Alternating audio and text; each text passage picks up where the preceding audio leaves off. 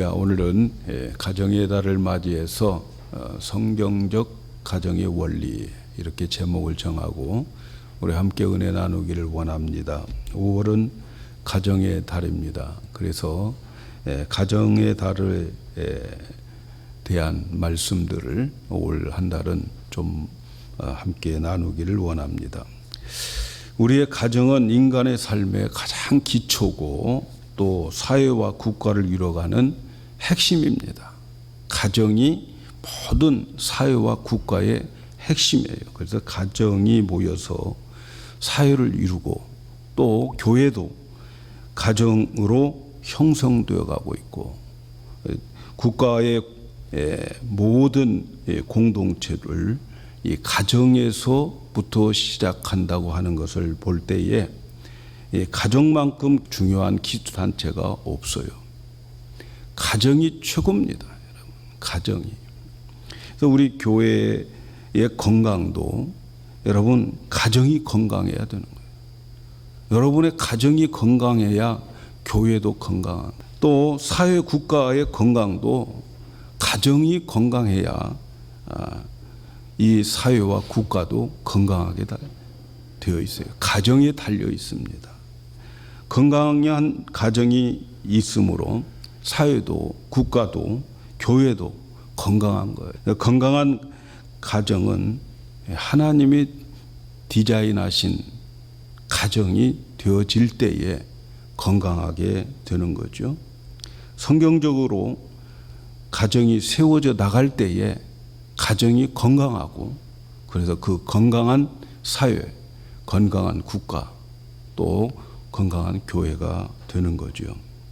그렇다면 건강한 가정이 되기 위해서 성경에서 그 원리를 찾아야 되겠다. 우리는 이렇게 생각을 합니다. 다 말씀드릴 수 없지만 그래도 성경에서 강조하는 중요한 원리들을 오늘 몇 가지 말씀을 드리려고 합니다. 첫째는 가정이라고 하는 제도는 하나님이 만드신 제도다 하는 것을 기억해. 창조 때부터 만들어 놓으신 제도입니다. 창세기를 보면은 하나님께서 모든 인간을 살 수 있는 조건을 만들어서 6일 동안 창조한 이 우주 만물에 이 모든 것을 채우고 모든 것을 준비한 거 그리고 맨 마지막에 인간을 창조한 거죠. 이 우주 만물은 사실은 인간들을 위해서 주어진 거예요. 인간들을 위해서. 맨 마지막에 사람을 만들었어요. 먼저 사람 만들고 우주 만물을 창조했다면 창조된 인간이 얼마나 심란하겠습니까? 근데 모든 것을 다 만들어 놓고 맨 마지막에 사람을 창조했어요. 아담을 만들고 그리고 그 아담을 에덴 동산으로 데리고 가서 여기서 살라 그렇게 말씀합니다. 아담은 에덴 동산에서 살면서 하나님께서 주어진 임무가 있었어요. 이 세상에 있는 모든 짐승들, 생물들의 이름을 줘봐라. 그러면서 하나님은 이 짐승들을, 동물들을 아담 앞으로 다 가도록 그렇게 만들었어요. 그래서 아담은 동산을 거닐면서 동물들을 만나면서 동물들을 보면서 야 너는 왜 이렇게 코가 크니? 너는 코가 크니까 코끼리다. 그가 말한 코끼리가 그 동물의 이름이 되는 거죠. 너는 왜 이렇게 재주가 많니? 넌 재주가 많으니까 원숭이다. 이렇게 원숭이라고 하면 원숭이가 되고 너는 목이 참 길구나. 내 이름은 기린이다. 이렇게 아담이 보는 그 동물들의 특징에 따라서 다 이름을 지어지게 되는 거죠. 그러니까 아담은 에덴 동산에서 동물들과 함께 동물 구경하면서 시간을 보내는데 문제는 밤이 되면 이 동물들이 전부 자기 짝 찾아서 다 가버리는 거예요. 그 아담 혼자 외롭고 고독하게 사는 거예요. 근데 하나님이 보셨어요. 아, 아담이 혼자 사는구나. 아담이 외롭겠구나 생각을 해서 하나님께서 사람이 독처하는 것, 혼자 사는 것 별로 좋지 않다. 그래서 내가 그를 위해서 돕는 배필을 지으리라. 이렇게 말씀하시면서 아담을 잠들게 하는 거죠. 수면 마취시킨 거예요. 그리고 아담에게서 갈빗대 하나를 꺼내가지고 여자를 만들었다 하는 거죠. 아담과 여자는 질이 달라요. 아담은 흙으로 만들었고 여자는 그래도 갈빗대로 만들었어요. 그래서 여자가 아담보다 더 질긴 거예요. 사실 재질이 달라가지고 재질이 달라요.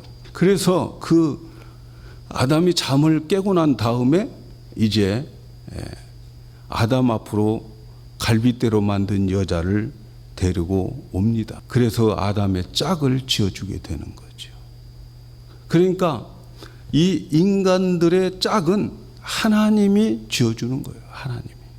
하나님이 짝 지어주는 거예요. 처녀 총각 때는 얼마든지 바뀌지만 그러나 결혼식 딱 하고 나면 그 사람은 하나님이 짝 지어준 거예요. 하나님이 정해준 거예요. 그래서 이 하와를 데리고 아담에게 데려다 주면서 이제 주례를 하는 거죠. 하나님이 주례를 하셔요.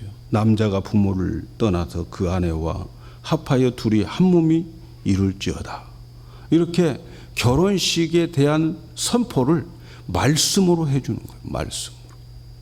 말씀으로 선포하고 같이 살도록 그렇게 했어요. 한 남자와 한 여자가 결혼하는 거예요. 동성 결혼은 성경은 허락하지 않아요. 창세기 1장 27절에 보면 이런 말씀이 있어요. 하나님이 자기 형상 곧 하나님의 형상대로 사람을 창조하시되 남자와 여자를 창조하셨다. 분명히 남자와 여자를 창조하시고 그 다음에 하나님이 그들에게 복을 주셨어요. 남자와 여자를 창조하시고 그들에게 복을 주었는데 어떤 복이냐? 그 복은 그들에게 이르시되 생육하고 번성하여 땅에 충만하라. 이렇게 말씀하는 거죠. 하나님이 남자와 여자를 만드신 목적은 생육하고 번성해서 땅에 충만하라. 그것이 축복이다. 그리고 땅을 정복하고 그리고 땅을 다스리라. 모든 만물을 다스리라 하는 거죠. 하나님이 한 남자와 여자를 창조하시고 그리고 그들에게 주는 축복, 여자와 남자를 창조한 목적과 축복이 뭐냐면 생육하고 번성하는 거예요. 그래서 한 여자와 한 남자가 생육하고 번성하는 거예요. 아무 남자나 아무 여자하고 생육하고 번성하는 것을 막기 위해서 결혼이라고 하는 제도를 만들고 그 남자와 그 여자가 생육하고 번성하도록 그렇게 만드신 거예요. 그런데 여러분, 동성이 되겠습니까? 남자끼리 결혼하고 여자끼리 결혼해가지고 생육 번성이 될 수 있냔 말이죠. 그건 성경에 위배되는 말이에요. 성경은 그렇게 말하지 않습니다. 어쨌든 여러분, 성인이 되면 결혼을 하라는 거죠. 남자가 혼자 사는 것, 독처하는 것 좋지 않다. 결혼을 해야 돼요. 여러분, 우리가 창세기 1장을 읽어보면 하나님께서 우주 만물을 창조한 그런 역사적 사건들이 나오잖아요. 다 창조하시면서 하나님이 마지막 하시는 말씀이 뭐예요? 보시기에 좋았더라. 이 우주 만물을 창조할 때 보시기에 좋았더라. 그리고 맨 마지막에 아담을 창조하고 난 다음에는 보시기에 심히 좋았더라. 이렇게 말씀하셨어요. 그런데 말이죠. 보시기에 좋았더라 한 세상에 좋지 않은 것이 있었다는 거예요. 그게 뭐예요? 남자가 혼자 사는 거, 독처하는 거 좋지 않다. 다 보시기에 좋았지만 그러나 남자가 혼자 사는 것은 좋지 않게 하나님이 생각하셨다는 거예요. 그래서 결혼을 해야 된다. 물론 동물들은 혼자 살아도 그만이에요. 혼자 살든 둘이 살든 뭐 10명이 살든 동물들은 상관없어요. 그런데 사람은 혼자 사는 것이 좋지 않다. 그래서 아담을 잠들게 하고 아담의 갈빗뼈를 가지고 여자를 만들어서 결혼을 시키는 거예요. 창조 원리가 결혼하도록 창조하셨다는 거죠. 짝을 지어주고 생육하고 번성하도록 하나님이 만든 제도가 가정이요 결혼 제도예요. 그래서 생육하고 번성해 많이 낳아야 돼요. 사명을 가지고 생육하고 번성하셔야 됩니다. 물론 여기에는 영적 의미도 있죠. 영적으로 많은 사람들을 생산해야 돼요. 그러나 여기에 분명한 것은 육적인 생산 필수라는 것을 아셔야 돼요. 요즘 사람들은 자식 많으면 부담되고 귀찮다고 해서 자식 많이 안 낳아요. 여러분 아이들을 낳는 거 귀찮습니까?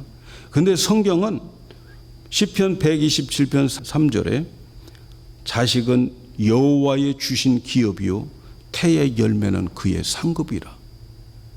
여러분 자식들이 부담이 아니고 하나님이 주신 기업이라는 거예요. 그리고 그 아이들은 태의 열매는 상급이라는 거죠. 고생 덩어리가 아니고 상급이라 이렇게 말씀하는 거죠. 그래서 우리는 하나님의 백성들은 생육하고 번성해야 돼요. 하나님이 한 사람을 이 땅에 보낼 때에 그냥 생각 없이 이 땅에 태어나게 하지 않아요. 처음부터 끝까지 다 하나님이 책임을 지고 그리고 하나님께서 감당하기 위해서 보내주신 것이지. 여러분 그 아이들이 우리에게 부담이 아닌 거예요. 나놓기만 하면 하나님이 잘 알아서. 하나님이 결혼 제도를 만드시는 게 되는 동기는 혼자 사는 것 좋지 않기 때문이다. 그리고 한 남자와 한 여자를 창조하신 목적은 생육하고 번성하기 위함이다. 어떤 이유로든지 동성 결혼은 안 되는 거예요. 가정은 한 남자와 한 여자가 결혼하여 만든 하나님이 친히 제정하신 제도다 하는 것을 기억하시기를 바랍니다. 두 번째는 결혼은 둘이 하나가 되는 거예요. 이 하나에서 한 갈빗대를 꺼내서 하와를 만들고 다시 하나로 합쳐지는 것이 결혼이란 말이죠. 결혼은 한 남자와 한 여자가 만나서 하나가 되는 거예요. 이제 서로 결혼을 하면 둘이 하나가 되는 거예요. 서로 다름에도 불구하고 결혼하면 하나인 거예요. 부부는 하나인 거예요. 정신적으로, 육체적으로, 영적으로 하나인 거예요. 부부는 둘이 아니고 하나, 공동체 운명을 결혼하면서부터 가지는 거예요. 그래서 결혼한 이후로부터는 부부를 한 사람으로 한 몸으로 평가하는 것이 성경의 가치관이에요. 아내는 괜찮은데 남편이 문제가 있다. 이런 말 성경에 없어요, 여러분. 문제가 있으면 같이 있는 것이지. 아내는 괜찮은데 남편이 문제가 있다. 그게 아니에요. 똑같이 문제가 있고 똑같이 문제가 없는 거죠. 아내의 연약함을 남편이 감당하는 거죠. 그리고 남편의 아픔, 아내의 아픔과 실패인 거죠. 나는 괜찮은데 저 인간 때문에 우리 집안이 수준이 떨어진다. 그런 말 없어요, 성경. 같이 떨어지고 있는 거죠. 왜? 한 몸이니까. 가장 미련한 것은 자기 배우자를 흉보는 거예요. 그것도 밖에 나가서 남들 앞에서 흉보는 거예요. 그것처럼 미련한 게 없어요. 그것은 자기 배우자를 흉보는 게 아니고 자기 모습을 드러내는 거예요. 하와가 선악과를 따먹었어요. 그런데 하나님은 아담에게 책임을 묻잖아요. 왜? 둘이 한 몸이니까. 여러분, 결혼이라고 하는 것은 하나예요. 이제부터는 하나님의 하나로 만들어졌어요. 공동의 운명을 가지고 있는 거예요. 그의 몸과 마음과 영혼이 하나 되는 거예요. 남편은 지옥 가고 아내는 천국 가고 그게 없어요, 여러분. 결혼했으면 공동의 운명을 가지고 있다는 것을 우리는 꼭 잊지 마셔야 됩니다. 세 번째는 가정은 언약 관계로 맺어지는 거예요. 언약 관계. 하나님은 한 남자와 한 여자를 데리고 와서 그들을 결혼시킵니다. 첫째, 아담이 사랑의 고백을 하게 만들어요. 하와를 보면서 이 사람은 나의 뼈 중에 뼈요, 살 중에 살이라. 자기 몸처럼 느껴졌다는 거죠. 그 사랑의 고백을 하고 난 다음에 그 다음에 하나님께서 그 둘이 하나가 되어짐을 선포합니다. 남자가 부모를 떠나서 여자와 하나가 되리라. 아내와 연합하여 한 몸을 이룰지니라. 이렇게 말씀으로 맺어주는 거예요. 결혼은 언약입니다. 언약. 여러분, 성경적 가정은 한 남자와 한 여자가 언약 안에서 가정을 이루어가는 것이지 결혼은 계약이 아닙니다, 여러분. 계약이 아니에요. 언약이라고 하는 것 굉장히 중요해요. 한 남자와 한 여자 사이에 하나님이 계시고 그 하나님 앞에서 언약을 하는 것이 결혼인 거죠. 그런데 그 결혼을 계약으로 생각하면 문제가 많습니다. 문제가 많아요.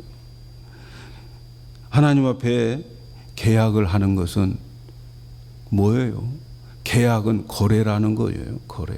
계약이라고 하는 것은 거래가 있고 거래가 잘 안 되면 언제든지 파기시킬 수 있는 것이 계약인 거예요. 여러분, 결혼은 그런 계약이 아니에요. 하나님을 앞에 두고 남자와 여자가 그 사이에서 내가 이 남자를, 내가 이 여자를 평생도록 사랑하며 내 아내로, 내 남편으로 받아들이겠습니다 라고 하나님 앞에 내가 언약을 하고 그 언약의 신실함이 가정을 이루는 거죠. 그런데 그 언약을 내 힘으로 할 수가 없어요. 내가 하나님 앞에 내 아내를, 내 남편을 끝까지 사랑하겠습니다 라고 하지만 인간의 연약함으로 끝까지 사랑할 수가 없어요.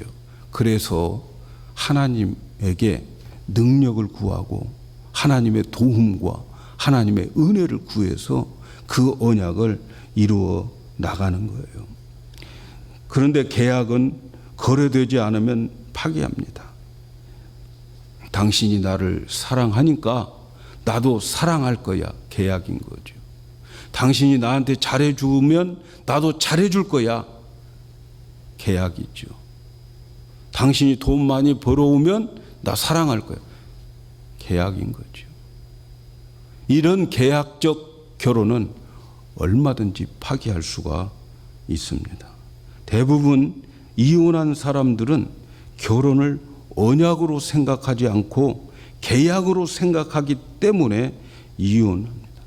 이혼을 많이 하는, 능력이 없어서, 성격이 안 맞아서, 내게 못 해주니까 여러 등등의 이유들을 가지고서 생각하니까, 계약적 생각을 가지고 있으니까 이혼하는 거죠. 그러나 여러분, 기독교는 결혼관이 계약적인 관계가 아니에요. 하나님 앞에서 내가 언약을 맺고 그 언약을 죽을 때까지 지켜나가는 것, 그러는 가운데 하나님이 축복해 주고, 그러는 가운데 하나님께서 긍휼을 베풀어 주셔서 위험한 관계 속에 있어도 하나님이 다시 일으켜 주게 되는 거죠. 혹시 생활 속에서 속상해 가지고 이렇게 생각하는 분들 계십니까? 예? 내가 애들만 결혼시키봐. 그 다음은 내가 이혼할 거야. 참고 살아가시는 분들 계십니까? 계약적인 생활, 계약적인 생각들 그만하시고 정말 예수님 믿는다면 언약의 관계로 돌아오셔야 돼요. 내가 자식들 결혼할 때까지만 내가 살 거야 하면서 황혼 이혼에 꿈꾸고 계시는 분들, 제 설교를 듣고 회개하셔야 돼요. 여러분의 가정과 여러분의 생각, 여러분의 모든 것들을 하나님이 축복해 주십니다. 믿으시기 바랍니다. 마음을 고쳐먹으세요. 황혼이혼 꿈꾸는 사람들 마음을 고쳐먹으시기를 바라요. 네 번째는 결혼이라고 하는 것은 사람의 의지로 나눌 수 없는 언약 관계입니다. 사람이 나눌 수가 없어요. 사람의 의지로 나눌 수가 없는 게 결혼이에요. 예수님께서 마태복음 19장 5절에서 6절에 있는 말씀에 이렇게 말씀해요. 이러므로 사람이 그 부모를 떠나 아내에게 합하여 그 둘이 한 몸이 될지니라. 이것을 읽지 못했느냐? 창세기에서 오늘 우리 읽었지요? 그러면서 예수님께서 한 말씀 더 하십니다. 이러한즉 이제 둘이 아니요 한 몸이니 그러므로 하나님이 짝지어 준 것을 사람이 나누지 못하리라. 하나님이 짝지어 줬어요. 결혼한 사람들 하나님이 짝지어 줬어요. 사람이 나누지 못해요. 남자가 부모를 떠나야 되고, 그리고 부모님들도 각오해야 되는 거예요. 결혼하면 아이들 떠내 보내야 돼요. 강제적으로, 정신적으로, 경제적으로 떠내 보내야 돼요. 부모가 결혼시켜 놓고 아들과 며느리 사이에 있으면 안 됩니다. 이제는 그들의 행복을 위해서 그들이 지지고 볶고 뭘 하든지 내버려 둬야 되는 거예요. 부모 때문에 자식들이 싸우면 안 되는 거예요. 며느리와 또 아들이, 사위와 딸이 부모 때문에 싸우면 안 돼요. 결혼할 때에 그런 각오를 하셔야 돼요. 떠나는 거예요. 떠나는 거. 완전히 떠나야 돼요. 정신적으로, 육체적으로, 경제적으로 완전히 떠나서 그들의 삶을 행복하게 만들어줘요. 부모는 좀 끈을 놓아야 돼요. 그리고 가정을 이룬 남편과 아내를 사람의 의지로 나눌 수가 없어요. 남편의 의지로 나눌 수 없고 아내의 의지로 나눌 수가 없어요. 어떤 사람도 하나님이 짝지어 준 것을 나눌 수 없다. 이것이 기독교의 결혼관이죠. 가정관이에요. 일평생 단 한 사람에게만 헌신한다고 하는 것은 바로 결혼인 거죠. 결혼. 한 사람에게만. 모든 세상의 여자 다 포기하고 나는 이 한 사람만 사랑하다가 갈 거야. 이거예요. 이것이 결혼인 거죠. 근데 일평생 단 한 사람에게 사랑한다고 하는 것이 결혼인데 말라기 2장 14절에 보면 이런 말씀이 있어요. 그는 내 짝이요 너와 맹약한 아내로 돼. 맹약이 뭡니까? 맹세하고 약속한 아내다 라고 말하는데, 이 맹약이라고 하는 이 히브리 말에는, 히브리 단어에는 베리트라고 하는 커버넌트, 언약이라고 하는 이 단어를 쓰는데, 이 언약이라고 하는 단어를 만든 베리트라고 하는 그 말이 나오게 된 어원의 모습을 보면 종이 두 장을 아주 특수한 그루로, 접착제로 두 장을 딱 붙여가지고 그것을 하나로 만든 것. 그래서 나눈다라고 하는 말 속에는 벌써 합쳐졌다라고 하는 것이 전제되어 있는 거죠. 근데 어떻게 합쳐졌느냐? 종이 두 장을 그루로 아주 접착대로 붙여가지고 하나로 만들어 놨어요. 그런데 그 하나로 만들어 놓은 종이를 나누는 것을, 그런 의미에서 나온 말이 베리트라, 언약이라고 하는 말이에요. 찢어지면 어떻게 돼요? 두 장을 한 장으로 구루로 붙여놓은 종이를 찢으면 어떻게 돼요? 나누면 어떻게 돼요? 나눌 수 있나요? 나눌 수가 없다는 말이죠. 나눌 수가 없다는 말. 그래서 언약이라고 하는 이 말은 이제는 절대로 나눌 수가 없어 하는 거죠. 나누면 찢어진 거죠. 예, 나누면 찢어져. 그래서 결혼이라고 하는 것은 그 종이를 붙이는 거고, 그리고 이혼은 그걸 나누는 거예요. 악교로 붙여놓은, 접착제로 붙여놓은 종이 나누면 어떻게 되는지 아시죠? 그래서 결혼이라고 하는 것은 두 번 할 수 없는 인생의 사건인 거죠. 인생의 사건이에요. 변하지 말자는 거죠.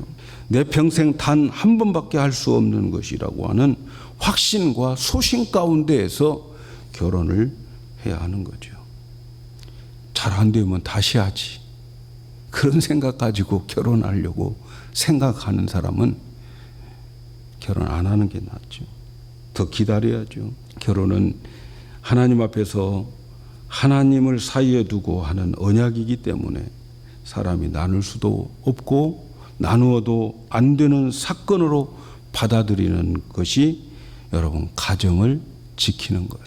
여러분, 하나님이 합해 놓은 가정을 나누어서 있는 사람들을 보면은 어쨌든 둘 다 상처를 받게 되어 있어요. 둘 다 패배한 것이죠. 둘 다. 결혼 생활을 이 부부가 아내와 함께 살아가면서 승리하거나 아니면 함께 패배하거나 함께 승리하거나 둘 중에 하나인 거예요. 절대로 한 사람만 승자로 남는 게 결혼이 아니에요. 결혼 생활 아닙니다. 당신은 이혼해서 성공했고 당신은 이혼해서 패배했어요. 그게 아니에요. 나눌 수도 없고 나누어도 안 되는 거예요. 사랑하는 여러분, 그런데 우리가 살다 보고 예수를 몰랐을 때에, 우리가 성경을 몰랐을 때에 나누어서 지금 상처받고 있어도, 여러분, 상처받고 있어도 예수 믿으면 실망할 것 없습니다. 실망할 거 없어요. 왜냐하면 하나님은 치료의 하나님이시고 하나님은 회복의 하나님이세요. 하나님은 토기장이시요. 질그릇도 깨버리고 다시 좋은 그릇으로 만드시는 분이 하나님이신 거예요. 하나님은 언제든지 예수님을 나의 구주로 고백하는 사람들에게는 얼마든지 회복하게 만들고 얼마든지 다시 시작할 수 있도록 해주시는 거죠. 이제는 그리스도 안에서 하나님의 말씀의 범위 안에서 새롭게 만들 수 있는 하나님의 자비와 긍휼과 치유와 회복할 수 있는 능력을 가지고 계셔요. 그래서 성경은 말합니다. 누구든지 그리스도 안에 있으면 새로운 피조물이라. 이전 것은 지나갔으니 보라 새 것이 되었다. 이렇게 말씀합니다. 어차피 상처받은 우리의 부부의 관계들이었다면 이제 그리스도 안에서 새로운 피조물로서 새롭게 시작할 수 있도록 하나님이 길을 열어주셨다 하는 것을 기억하시오. 그래서 예수 믿는 게 너무너무 좋은 거예요. 너무너무 행복한 거예요. 나의 그릇 완전히 깨져버렸지만, 그러나 토기장이신 주님은 얼마든지 우리를 다시 만들 수 있는 능력이 있고 그리스도 안에서 새로운 피조물로서 새로운 세계에서 새로운 은혜를 맛보며 살아갈 수 있게 만들어 주십니다. 우리는 꼭 기억을 해야 되겠습니다. 그 다음에 가정을 지키는 일에 대해서 잠깐 말씀드리고 마치도록 하겠습니다. 첫째는 남자의 위치와 여자의 위치를 바로 확인하면서 사셔야 돼요. 남자의 위치, 여자의 위치를 확인하면서 사셔야 돼요. 하나님께서는 남자를 먼저 만들고 그리고 여자는 갈빗대로 나중에 만들었다. 이것은 우열을 가리는 것이 아니고 사람을 짓는 방법이 다르다 하는 것을 말씀하고 있는 거예요. 그런데 이 부부의 질서를 에베소에서 바울이 가르쳐줘요. 교회와 그리스도와의 관계가 남편과 아내의 관계다. 이렇게 말씀하면서 아내는 남편에게 복종하고 남편은 아내를 사랑하라. 이렇게 권면하고 있어요.